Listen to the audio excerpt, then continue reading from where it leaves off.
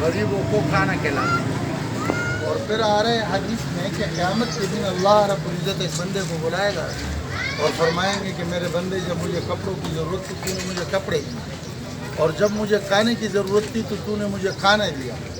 یہ کام پروٹیکٹ کر کے کہے گا یا اللہ تجھے اس چیزوں کی کیا ضرورت تھی؟ تو اللہ فرمائیں گے کہ میرے بندوں میں جن کو کپڑوں کی ضرورت تھی تو نے ان کو پہنایا، یہ ایسے تھے جیسے تو نے مجھے پہنایا، اور جن کو کھانے کی ضرورت تھی تم نے ان کو کھانا کھلایا، یہ ایسے تھے جیسے کہ تم نے مجھے کھانا کھلایا۔ میرے محترم بھائی اور دوستو، اس وقت ہم سب کو یہ چاہیے کہ ہم اپنے وجود سے دوسروں کو خیر پہنچائیں، دوسروں کی بھلائی کو سوچیں۔ آپ علیہ السلام جب معراج پہ تشریف لے گئے تو ایک صحابی کے جوتوں کی آہٹ یعنی آواز آپ نے اپنے آپ سے پہلے سنی۔ جب آپ واپس آئے آپ نے اس کو بلا کے پوچھا کہ اور سب کی بھلائی کو سوچ کے میں سوتا ہوں۔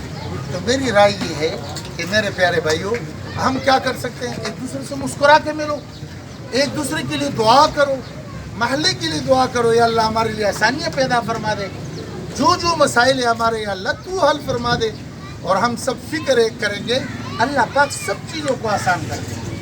آج آپ دیکھ لیں کہ اللہ کا بڑا کرم نہیں ہے، کتنے لوگ پریشان ہیں، کہیں کسی کے پاس تو پیسے نہیں ہیں، کسی کے پاس پیسے ہے تو گیس نہیں ہے، گیس ہے بیچارہ خود الجھا ہوا ہے، اور اللہ رب العزت آپ حضرات میں یہ چیز پائی ہوگی کہ جو اللہ نے پسند کیا مزے سے عام جگہوں پہ روٹی 10 روپے کے پکتی ہے، اپنا آٹا لے جا کر کے اللہ رب العزت وہ عطا فرما رہے ہیں۔ اس کے ساتھ اب سالن کی ترتیب بن گئی، اور اگر ہم تھوڑا سا اور فکر اچھا کر لیں گے تو ہمارے محلے کے یہ کچرے، ہمارے محلے کے بلز، ہمارے محلے کے یہ معاملات، یہ سب اللہ ختم فرما دیں۔ اس لیے ہم سب کو دعائیں، ایک دوسرے کی خدمت، ایک دوسرے کے لیے بھلائی کا سوچنا، ایک دوسرے کے خیرخواہ بننا، یہی ہے مسلمانوں کی صفت۔ اللہ رب العزت اس تندور کو قبول فرما دے، اور میرے پیارے بھائیوں یہ سالن کو بھی اللہ قبول فرما دے۔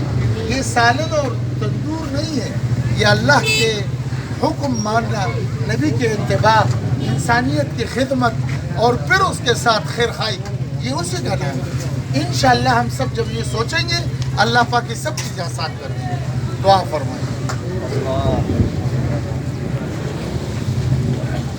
یا اللہ ہم سب کے گناہوں کو معاف فرما دے۔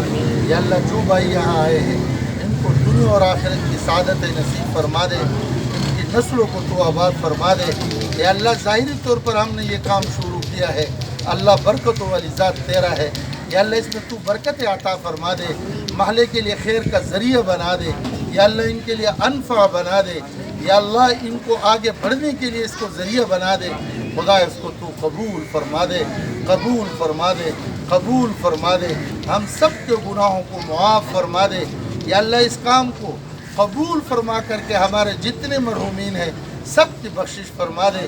یا اللہ اس محلے سے جتنے ساتھی ہمارے تیرے طرف آ چکے ہیں سب کی بخشش فرما دے۔ اللہ جو کاروبار کے اعتبار سے پریشان ہے ان کی پریشانیوں کو تو ختم فرما دے، جو بیمار ہیں ان کو شفاء کلی عطا فرما دے، ہمارے دعاؤں کو قبول فرما دے، قبول فرما دے، قبول فرما دے۔